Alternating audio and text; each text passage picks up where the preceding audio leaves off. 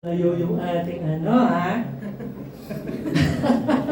Thanks be to God, but I praise the Lord for this privilege. Amen. Firstly to our God, secondly to our apostle, and to our pastor Bless the in our Lord. this local church for the privilege that she has given me to preach in your midst. Praise To God. God be all the glory. Our text will be found. This is an offertory message, mind you. Okay? To God be all the glory. Our text will be found in Ephesians 1, verse 4. Glory to God. And then we will follow Ephesians 2, verse 10. To God be the glory. For He chose us in Him before the creation of the world to be holy and blameless in His sight in love. And next verse, Ephesians 2, verse 10. For we are God's handiwork, Praise the Lord. created in Christ Jesus, to do good works, Amen. Praise the Lord. which God prepared in advance for us to do. Amen. Amen. To God be all the glory. My dear beloved brethren, our topic for today is the blessedness of our calling for God's mission. Praise the Lord. To God be the glory. In this message, let me take you back. Let me remind you of how we are privileged and blessed from God's calling.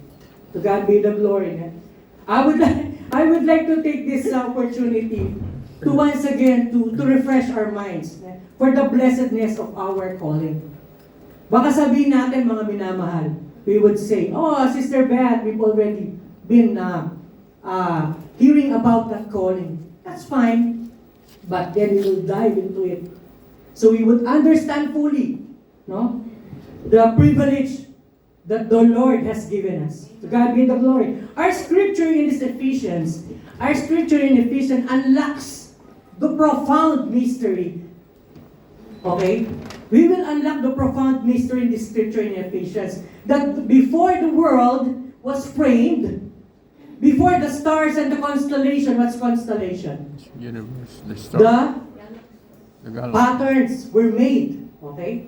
Before the oceans, the depth, the temperature, and the marine life was made, God already designed your name. Praise the Lord. Amen? Before anything else, God already designed your name. You and I were being chosen. Praise God. Let us all bear that in mind, okay? But we must understand the truth that not everyone has the privilege to be chosen and used by God. Amen. Not everyone, no? Ang daming tao sa sanlibutan. Hindi lahat pinili ng Diyos. Tunay. To God be all the glory. Like it says clearly in Isaiah 43 verse 7, it says, in New King James Version. Isaiah 43 verse 7. Everyone who is called by my name, whom I have created for my glory. Praise the Lord. Lahat ng tinawag ng Diyos sa kanyang pangalan ay para sa kanyang kapurihan. Amen. To God be all the glory. Napakabuti ng ating dakilang Diyos. Sabi dito, I have formed him. Yes, I have made him. Praise God. Amen. Talaga pala tayo nakatalaga sa paglikha ng ating dakilang Diyos Amen. for a purpose. To God be all the glory. Why is this higher calling matters? Bakit napakahalaga ng pagtawag sa atin ng ating dakilang Diyos? Because it is predetermined. What do you mean by predetermined? This is decided in advance. True. No? For what? For us to be separated. For us to be set apart. From what? From the worldly standards to heavenly standards. Amen. To Praise God the be all the Lord. glory. Now the question is, does this sound blessing to us Amen. or as a burden? Blessing. My dear brothers and sisters, does this sound blessing to us or a burden? No? I will give you a scenario. For example, Christ will approach you in flesh. Tapos will tell you, oh, brother Rene, Rene, I called you for a special mission. Amen. I call you for a special mission. And I will use you a vessel to flow the blessings for the kingdom's purpose. Praise God. Okay? Face to face yan, ha? Face to face. Kinakausap ka na ng Diyos. And then suddenly, what would be your immediate response? Siguro, ano? Oh, me? Huh? Ako? Ako ba di mo mapaniwalaan, pinili ka ng Diyos? Kasi hindi ka, tapos, the Lord see in your face that you are not convinced, no? Because He said once again the words in His words in Malachi in verse 10. Test me on this! Come, test me! Diba? Parang napakaliwanag na sinasabi ng Diyos. Subukan mo ko! Test me on this! So I would open up the floodgates of heaven. Praise the Lord. Yes. Sabi nga, no? What's the next? So I will open up the floodgates of heaven and pour out the blessing. Oh, galing nyo, ha? There will be no room. There will be no room to store. To God be all the glory. Pag sinabi pa sa'yo ng Diyos yan ng araw-araw, hindi ka pa ba makukonvince na tinawag ka ng Diyos? Praise the Lord. Para gamitin ka? Tonight. Puri ng ating dakilang Diyos. Kaya, what is your response again? Doubtful?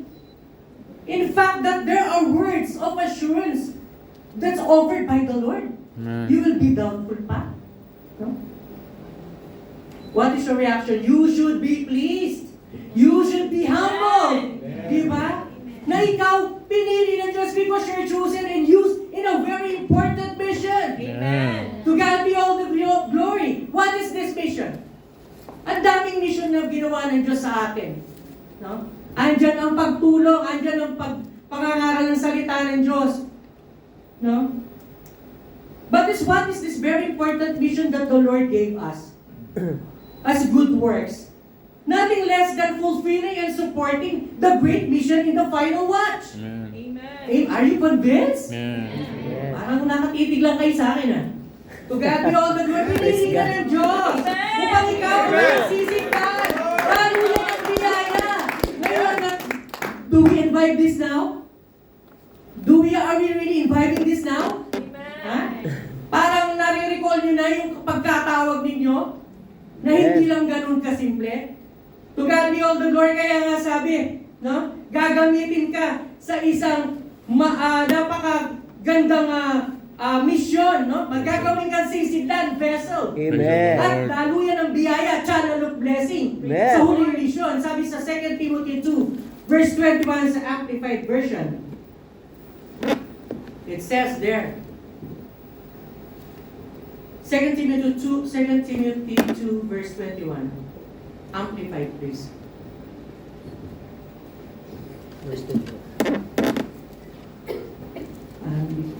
I'll just read it here. Therefore, if anyone cleanses himself from these things which are dishonorable, disobedient, sinful, he will be a vessel for honor, sanctified, set apart for a special purpose, and useful for the master, prepared for every good work. Praise the Lord. Glory to God. Puri ng ating dakilang Diyos, tatagalugin natin. Kung ang sino man nga ay maglinis sa kanyang sarili sa mga ito, ay magiging sisid lang ukol sa karangalan. Praise the Lord. Pinaging banal, Yeah. marapat gamitin ng may-ari, na handa sa bawat gawang mabuti. Amen. To God be all the glory. Puri ng ating dakilang Diyos. Bakit? Bakit ka ginagamit ng ating dakilang Diyos? Sapagkat you are His treasured possession. Amen. Babasahin din natin yan sa Deuteronomy 7 verse 6. Imagine, you are a treasured possession of God. Sabi dito na lang babasahin. For you are people, holy to the Lord your God. The Lord your God has chosen you out of all the people Praise the on Lord. the face of the earth to be His people, His treasured possession. Amen. Puri ng ating dakilang Diyos. Ano ba ang treasured possession? It is an item or highly valued, no? Deeply loved, carefully protected by the owner. Praise God. Di ba yan ang treasure? Amen. Ganyan ang kalagayan natin sa harap Thank ng you, ating Lord. dakilang Diyos.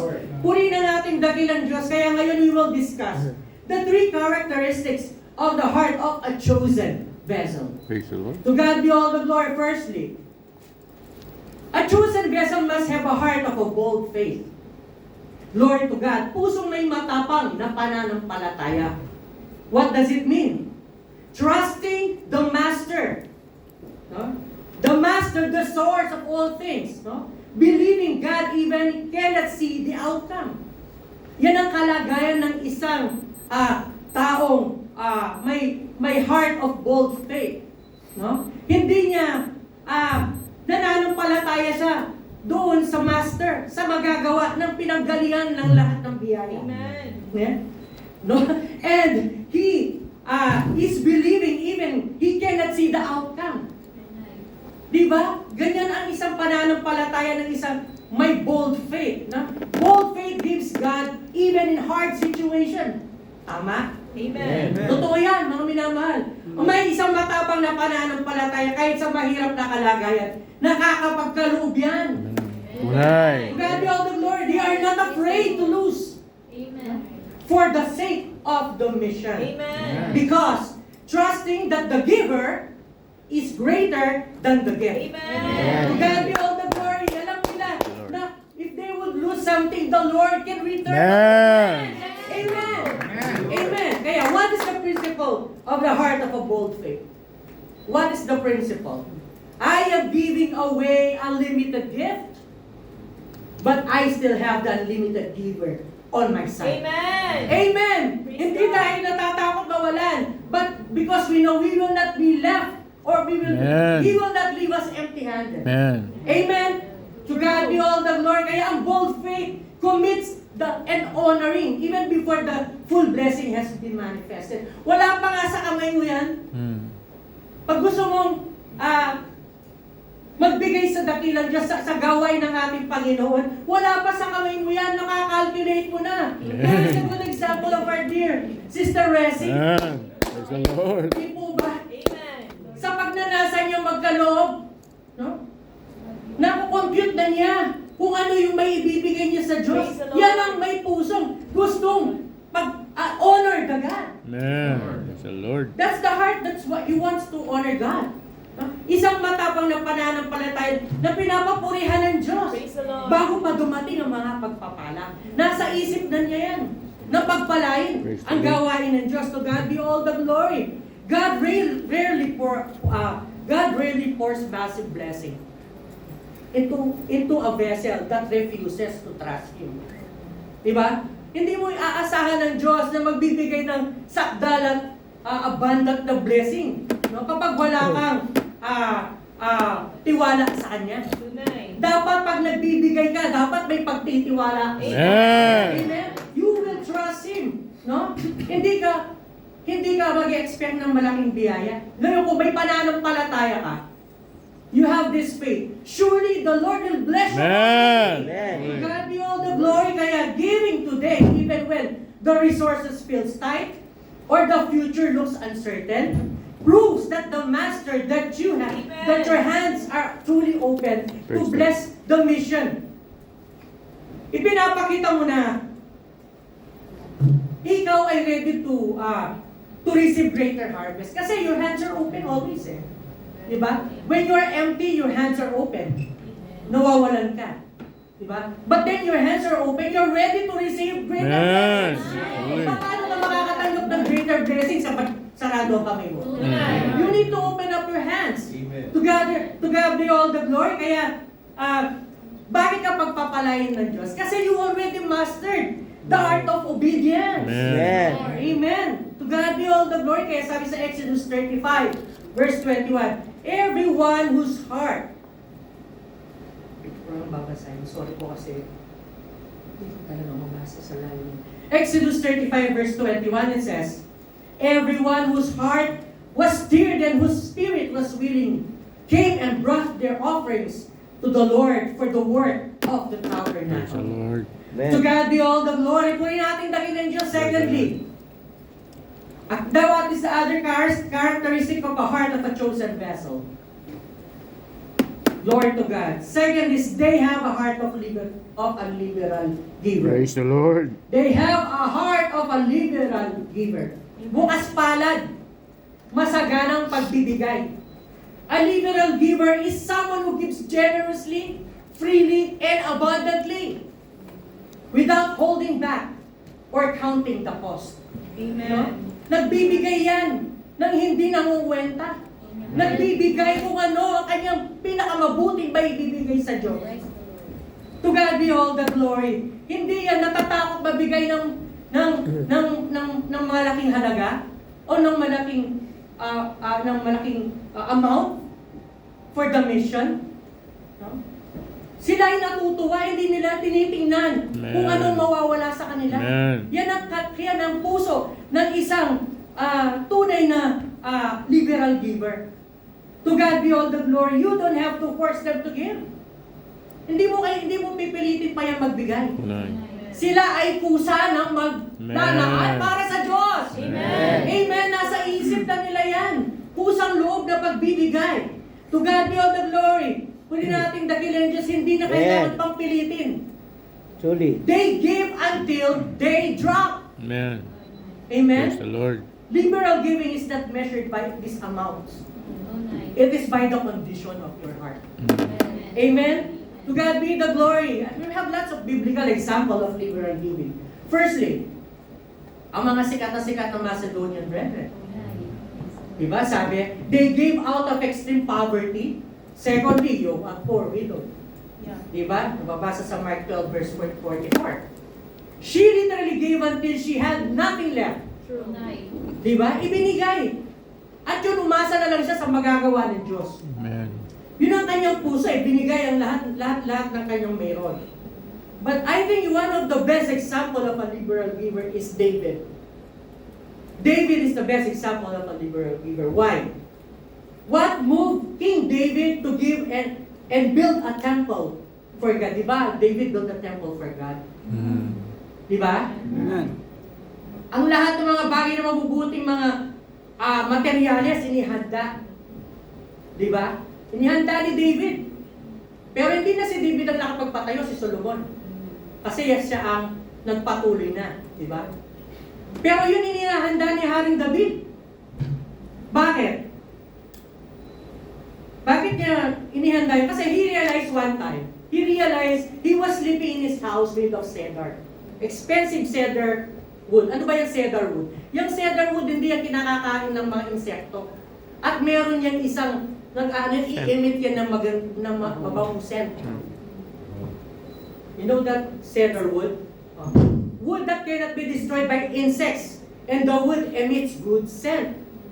He saw the tabernacle of the Lord, where the presence of God sits, lies only in a temporary tent. Nasa tolda lamang.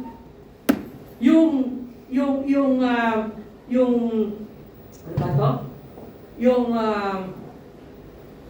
Yung binubuhat-buhat, how do they call this? I forgot to. Ark of the Covenant. Ark of the Covenant. Oh. Di ba nasa tolda lang yun? Nakita ni Haring David yun. And heart was pricked. Sabi niya, ako nakatira ako sa magandang lugar. Yung tabernakulo ng ating dakilang Diyos, walang magandang paglalagyan, palipat-lipat. Kaya ganyan siya nagkaroon. And that made him decide to build a house of the Lord. Praise the Lord. To God be all the glory. Sabi niya, my God deserves better than a temporary tent. Kaya yan, mga minamahal, no? Like David, we should desire to give the best offering to please and honor God. Yan dapat ang maging puso natin. No? Mga minamahal, no? I would just like to set an example in this place. Dati tayo palipat-lipat. Amen. Di ba ang mga minamahal? Amen. Kahit tayo nagrerenta dito, sa biyaya at kahabagan ng Diyos, ang puso ng ating manggagawa. Sa dakong ito, pagandahin itong lugar na to. Amen. Bakit? To glorify God. Amen. Amen. Ito ang nararapat na lugar para malwalhati ang ating dakilang Diyos. To God be all the glory. Puri na ating dakilang Diyos. We are giving God We were not giving God out of our leftovers. Tunay. Hindi tayo magbibigay ng mga tira-tira para sa ating dakilang Diyos. Yeah. Or we are willing to have a heart of bold faith that gives until we drop. Trusting that we are completely empty. No? Kahit mawalan tayo. Yun ang pananampalataya na tayo makapagbigay hanggang tayo mawal. Kasi kapupuri ng ating Yeah.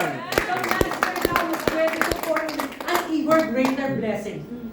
Yan ang magiging kalagayan natin. Pag tayo bukas ang ating puso sa pagkakalob, ang ating Ama, ang ating dakilang Diyos ay laging naroon, handang laging magbuhos ng mga malalaking pagpapala para sa bawat isa. To God be all the glory. Kaya mga minamahal, sabi sa Proverbs 11 verse 25, a generous person will prosper. Whoever refreshes others will be refreshed. Praise the Lord. To God be all the glory. Ang taong mapagbigay ay magtatagumpay sa buhay. Amen. Ang taong tumutulong ay tiyak natutulungan. Amen. To God be all the glory. That is the blessed assurance that whenever we give, the Lord will also help us Amen. and give us sufficiently. That's To God be right. all the glory. Kaya nga, thirdly, we are now in our last point. The characteristic of a heart of a chosen vessel. A chosen vessel must have a heart with a vision, seeing God's purpose. To God be all the glory. May pusong pangitain sa layunin ng Diyos. Amen. Sabi sa Proverbs 29 verse 18. To God be the glory. Where there is no revelation, people cast off restraint. But blessed is the one who heeds wisdom's instruction. That is beside the version. Where there is no vision, the people perish. A heart with a vision doesn't see human ambitions. Totoo yan. No, hindi yan nag-ambition ng personal plan. No? Ang laging nakikita niya yung mga prophetic sights. Yung mga revelation na galing sa Diyos. No? Kaya hindi niya nakikita yung mga bagay na invincible. The heart of a vision don't see those physical money living out of his hand. Di ba? Hindi niya tinitingnan yung mga pera o yung mga halagang lumalabas sa kanyang mga kamay. No? What does he see? What do they see? The spiritual harvest of the soul. To God be all the glory. Kaya yan, biyaya ng Diyos na ang ating vision sa gawain ng Diyos, sa paglabas ng mga halaga sa ating mga palad, ang nakikita natin yung sinasabing spiritual harvest of souls. To God be all the glory. The church, the church will go forward. Amen. When we believe that a believer that has a heart of a vision, they understand that their giving keeps the church moving Yeah. forward. Amen. Diba? Mga minamahal. Kaya tayo nagbibigay to keep the church moving forward. Yeah. To what? Para saan? To save the lost. Amen. Amen. Diba like what we're doing now in Home Free? Amen. Mga minamahal, ang dami-dami nating mga pangangailangan, pinansyal sa Home Free. Alam nating lahat yan, lagi sinasabi ng apostle. Yes. Diba? He doesn't mind if we invest big amounts of money para sa Home Free. That's true. Bakit? Para yan sa kaluluwa ng tao. Amen. To God be all the glory. Kaya nga sabi nga dito, without this spiritual vision, church members lose motivation. And the propagation of the gospel stops. Pag hindi tayo magiging mapagtaguyod, matitigil ang gawain ng Diyos. Tunay. Pero hindi natin pababayaan yan. Amen. Kaya nga tayo pinili eh. Pointed us, chose us. Praise the Para Lord. ang gawain ng Diyos sigurado magpapatuloy. Amen. Amen. To God be all the glory. Kaya sabi sa Ephesians 1 verse 18. To God be all the glory. I pray that the eyes of your heart may be enlightened in order that you may know the hope to which He has called He you. has called you, the riches of His glorious inheritance in His holy people. I would just like to read it here. I pray that the eyes of your heart may be enlightened in order that you may know the hope to which He has called you.